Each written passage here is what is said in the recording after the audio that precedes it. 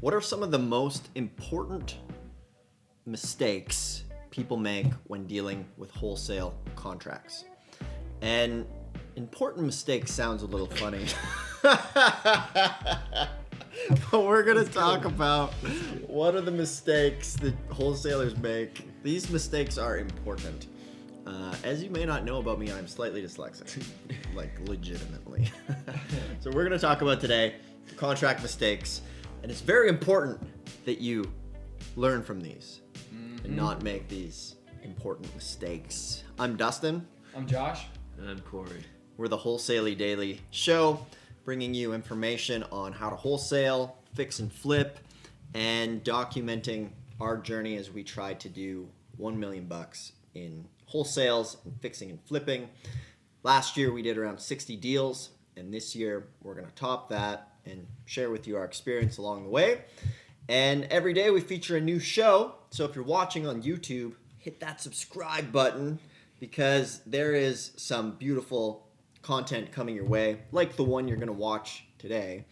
And podcasters, thanks for listening, and let's dive in. So one of the big things when you're wholesaling is obviously going to be the contract that you're using. And we're actually in Ohio where they really don't like wholesalers. They are out to get us there. So we actually have to, in our, whenever we're soliciting to our buyers, say we're actually selling an equitable interest in a contract as opposed to just marketing the property like a lot of people do. So one of the most important things you need to do is figure out what the wholesaling laws are where you are. And you're going to find people who say you can't do it, it's illegal, blah, blah, blah. And for example, in Ohio, we know that we have to market an equitable interest in a property to make sure that we're complying to the laws. And even a more interesting thing for people watching that are in Canada, in Vancouver, there was a huge thing going on a few years ago, and they actually called it shadow flipping. This really nasty name they gave it. But it got so bad because the appreciation was so huge. There was like chains and chains of contracts where people were making like sometimes hundreds of thousands of dollars, and people got really upset. So if you try to wholesale in a place like Vancouver, it really sucks because you have to actually, the seller has to sign off on how much money has been made across the chain. So that definitely throws a wrench in the plans in a lot of cases. So figure out what state you're in, and we're going to talk about some common contract things that we've dealt with so that you can avoid that and hopefully not have to go down that dark, dangerous, scary road that we've been down many times. Had to turn around, come back, put the four-wheel drive on, and really, one of the things we like about this channel is we're not all just like rah rah, like we're crushing it. We screw up a lot, and you're gonna screw up when you're taking big chunks and playing the game, and we're not gonna hide that from you. So contracts are very important, can be very nerve-wracking. I think I told this story before, but my very first wholesale deal, I used the wrong contract for the seller and the buyer, and it was a nightmare because I had to go back to the seller who was an alcoholic, who wasn't home, and then I had to also go to the buyer and get them to do a new contract, and then I had a lawyer call me an idiot, and from there that wasn't a lot of fun. During that deal, I also found a drug grow-up operation in the house, but we still pulled it off. Nice. That's good. Very fun. So for your contracts, let's talk about a few more things here on that. Josh, what are some of the experiences? What are some of the biggest most important mistakes? Yeah. When it comes to contracts, make sure you're using one that is for your state. I mean, when you're looking at a lot of these free ones on the internet, you can certainly type contract, purchase and sale agreement, wholesale contract. You can purchase and find those, easily on YouTube. You can find free ones on the internet. And what you're going to find is that someone's probably built something already that caters to their specific situation. And, like for instance, our contract we've built specifically for our specific situation. What are the things that we need? And so right off the front end, I wouldn't expect you to exactly know how to do that. And so when you're first getting that contract, you could start with a free one, or you could actually use lawdepot.com and you can build one on Law Depot that works for your state. Because you want to know the rules, you want to have all of the legal jargon in that contract that's going to protect you and help you. And having an attorney walk you through that on the front end may not be a bad idea as well. Let's say, and the average price per hour might be $250 an hour. And so just to have a lawyer walk you through that on the front end is going to be really helpful. Because again, you can find the free stuff all over the internet, but this isn't something you exactly want to mess up, I guess, on the first try. So we've been doing them for a while, and we've had the contract, and then we've morphed it a little bit, and then we found it was weak in one area and got it beefed up. We've had an attorney look through it multiple times, and so it's now been revised so much that it fits exactly what we need. But yeah, you want to make sure you get the right contract that's going to protect you. And so again, if you just do a search on the internet for a purchase and sale agreement, you can find multiple ones, tons of free ones, but they may not serve your purposes, and it also might not be for your state. So legal, Law Depot, that's what it is. Law Depot, yeah, you can get stuff cheap on there, and consult with an attorney before doing anything big. Yeah, Corey? Ooh, I was just gonna. If you have a thought about that thought, then you go. But I have a thought. Oh, about the contracts? Well, no, yeah, that too. I have many thoughts. You do your thoughts, okay, and then okay, I'll okay. make sure that Cool, if cool, cool. my thought is different, then I don't have to say it. All right. Because I know we've added a few things since we first started. So we make sure that we add the liens that are on the property. There's a spot for liens. So any outstanding liens that they know about. And then there's also the EMD spot for the EMD, which I think is probably on a lot of contracts, but we make sure that's on there. And then also what title company you're closing with. What is EMD? Earnest money deposit. So how much money that you are sending them when you sign the contract. And I'll write those on the board. But Josh, are there any other things? Because I think there was a couple addendums that we added at the end too, right? Yeah, we definitely did add some addendums. Can't remember what they are though. I think you also want to identify too how they can get that earnest money deposit. You don't want to be ambiguous in that. So if things fall apart and it's their fault, you want to make sure that you get your earnest money deposit back. And so a lot of those free ones are going to be really bare bones, especially, if it's someone who's just doing a bare bones cash offer. It may just have the simplest of contracts and it won't protect yourself at all. So maybe some kind of language in there protecting yourself.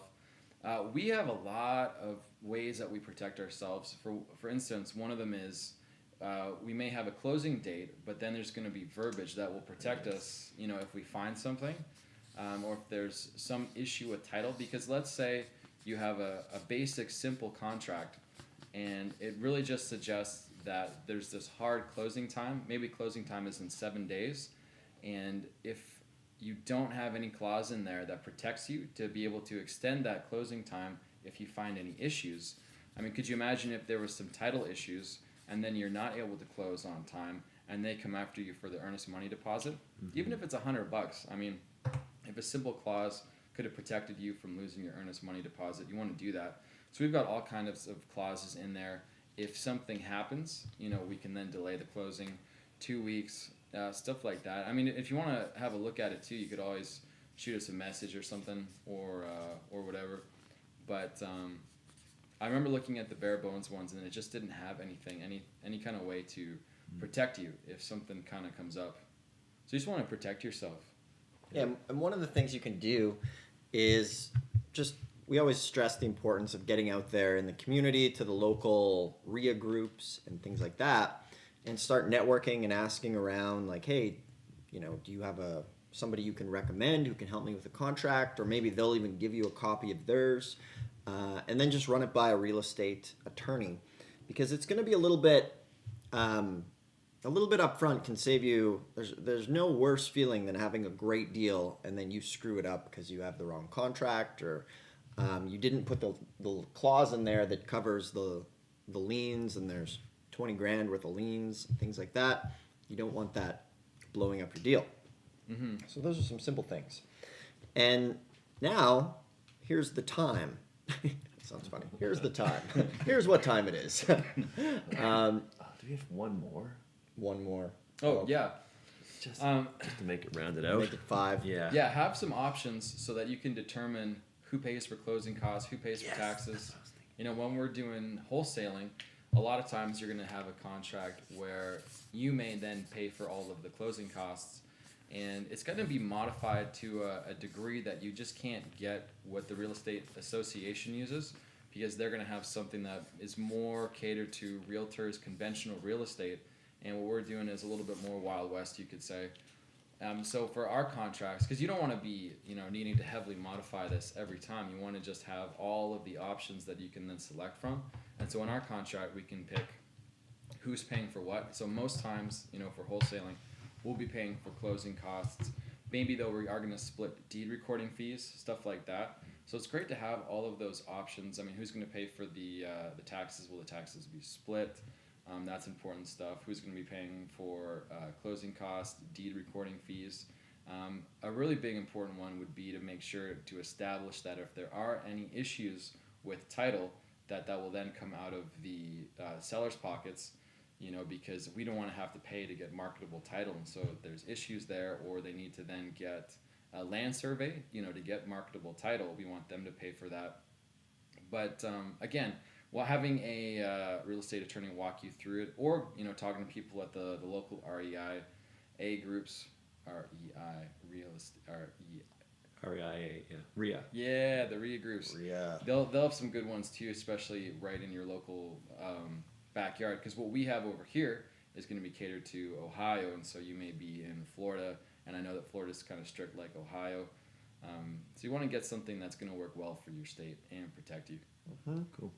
Sweet. Absolutely. So for those of you guys watching on YouTube, do us a favor, ask us a question in the comments, and we'll put you in a draw for one of these nice modern REI shirts. Pretty simple. Also subscribe, that'll help too. If you're listening on the podcast, now's your time to go leave a review, and that will put you into the draw for one of these shirts. Just send a screenshot. Now we're going to do a draw to see which lucky contestant wins one of these shirts that we'll send out. And Corey's going to pull it out. Josh, you want to pull it out? Oh, yeah. Here we are. All right. Should we have a drum roll? Yeah. Write it on here.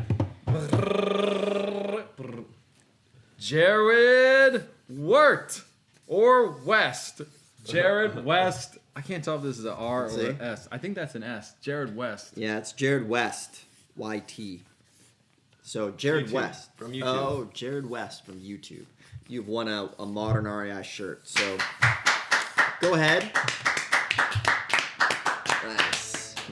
And what does he have to do right now, Corey? Jared, just send us a DM or, you're on YouTube, so if you could hop over to Instagram and send us a direct message, that way you don't post your address to everybody, that'd be great. We'll ship one of these out. And for everyone else watching, it's simple. Just ask us a question. We're going to answer it. And you'll be entered to win a cool shirt. Fits nice. I actually enjoy wearing them. And thanks a lot for watching. And we'll see you tomorrow on the Wholesale Deeds Show.